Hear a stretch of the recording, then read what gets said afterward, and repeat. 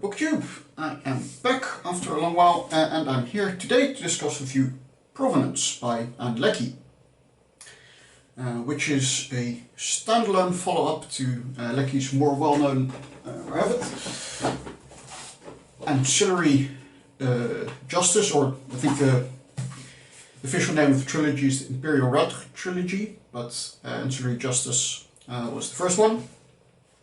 Which of course also won all the prizes. And then more recently Leckie wrote Provenance, which is a, as I said, standalone follow-up. So it's set just after the end of the Imperial Red trilogy, but you don't need to have read the previous trilogy to follow this book at all. You'll miss out one or two, like one sentence references to things that happened in the previous book. But other than that, you can read this as a completely standalone. And we read this book as part of the Optimist's Discord book club. And if you don't know what that is, I'll put a link down below. Please do come and join us on Discord and chat about books. I really like this book, but overall, in the book club, opinions were mixed. Kind of didn't make much of an impression on people. And I've also noticed on Reddit that there's a mixed reaction to this book, although if you look at like the Goodreads numbers, it scores pretty reasonably. But somehow there seems to be less of a hype around it than the Ancillary Justice or the Imperial Red trilogy. And overall it seems to have made less of an impact. And although, yeah, like I said, I really liked it, I think actually that this book does a lot of similar things that the Imperial Red trilogy does, but then combined into just one book. So in that sense it's a tighter narrative. And I think part of the mixed responses I've got is that it's a little bit neither fish nor fowl, or a bit of a bait and switch. And what I mean by that, I'll try to explain. So in terms of genre, it's obviously sci-fi, but as a subgenre, it's space opera, right? So it's a grand narrative involving your politics, space battles, spaceships, interplanetary politics, etc. And most books, or a lot of books in those genre, are action heavy. Right? Things like Star Wars. Okay, we'll leave the arguments of whether that's actually sci-fi for another time. Dune. The Expanse, there's a more recent example, right? So if you like those kind of books and you like them for the action sequences, and you come into Provenance, or for that matter the Imperial Red trilogy, you're going to be disappointed. Because what Leckie does is, it is a political story, and it examines political conflict in the broadest sense of the word, and examines all the tools available for resolution of political conflict, where armed conflict and warfare is only kind of the most extreme form. Right? So there are action sequences, there is armed conflict that goes on in these books, but it can be just as important to drink tea with the right people, or to go to a cocktail party, or to shake babies and kiss hands. And Leckie puts just as much attention and emphasis on those forms of political conflict than she does on the armed conflict part of it. So if you're really looking for armed conflict, space battles, laser guns, etc., you're going to be disappointed. I see a lot of people complaining about how boring the book is and all the tea drinking that goes on. More so the Imperial Red trilogy, I must say, than Provenance necessarily. Yes, I think it's true, but for me it isn't a downside of the book. It's just a different focus. And if you come into this expecting your standard action-packed space opera, then you're going to be disappointed. But if you're interested in exactly those things, how does politics play out beyond just continuation by other means of warfare, then this series of books really dives into that.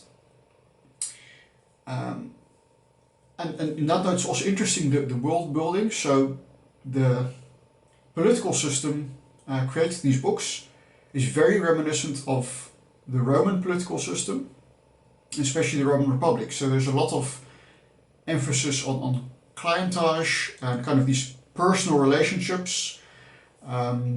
More familiar example, if you don't know too much about ancient Rome, is think about The Godfather and how the mafia is portrayed there. I'm not sure how far that is a basis in reality, right? But they are powerful people, and you know, the way to advancement is to get the support of those people, and there's a lot of like swapping of favors, right? I'll do this for you now, so that in future you will do something else for me.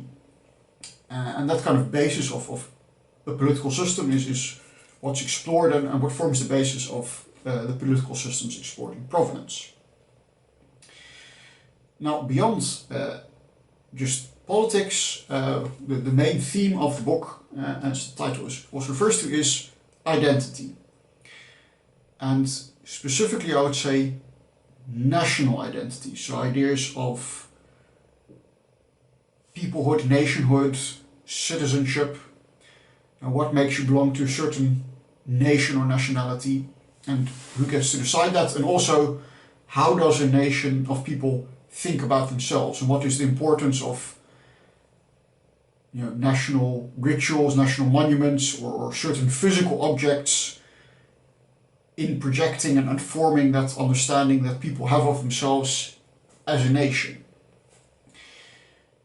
Which I thought was a very interesting topic, and it's examined in many different ways. So there are like many facets of the story tie into this idea and examine the idea from different perspectives. Now I've mentioned identity, so let me also say briefly a statement about gender identity, because that is especially what, of course, Ancillary Justice made waves with. Famously in Ancillary Justice, we look at the Imperial Raj, or Raj, as I would pronounce it as a Dutchman, but it's probably not the idea. And they have an agendered society. So in their society, gender does not exist. In their language, there are no gendered pronouns, so therefore everyone in the book gets referred to as she. And that's just, if there's one thing you've heard about these books, that's probably it. Now Provenance takes place outside the Raj, and in the society most of the story takes part in, gender does exist, and in fact the society has 3 genders. So there's male, female, and Nieman, or Neman, I'm not sure how you pronounce it. And as a quick side note, Neman use E as a pronoun, right? So you refer to Neman, you say E. Which is a nice idea, but if you're used to British accents where people drop the H and therefore pronounce he as E, then kind of, what I at least was that mentally I would just kind of read E as he every time, and that kind of takes away from the gender thing. But anyway, if you hear that and you hear, well, this is a book about identity, you might expect exploration of gender identity, but I would say that Provenance is not very concerned with that. There's a very minor little subplot or one character who's a bit concerned with that. But gender identity is not really a focus of Provenance. Right? It just happens to take place in a society where gender is different than in our society. And that's it. Which I think is fine, right? Because it's, it's science fiction, so why should we imagine future societies that work the same way as ours? Why can't they work differently, even if that's not something we otherwise want to discuss or examine in the story? Right? So if you're expecting latter-day Left Hand of Darkness, this is not it. It's perhaps a bit closer to Dispossessed, in the sense that it's also a very political book, in the sense of wanting to explore politics and power dynamics and identity. And that's, I think, where we get to the other side of the equation. So I've mentioned, this is a book about examining ideas and that rewards some thinking about all the statements that have been made and how they relate to the theme of identity. And in that sense, it's kind of treading in the footsteps of Le Guin. Also, I know Ann Leckie wrote a short story with a title that references one of Le Guin's other novels. The novel is The Word for World is Forest, and the story is... and the short story is Another Word for World, which is collected in this collection. But you can also, I'm sure, find it on its own somewhere. But the difference is that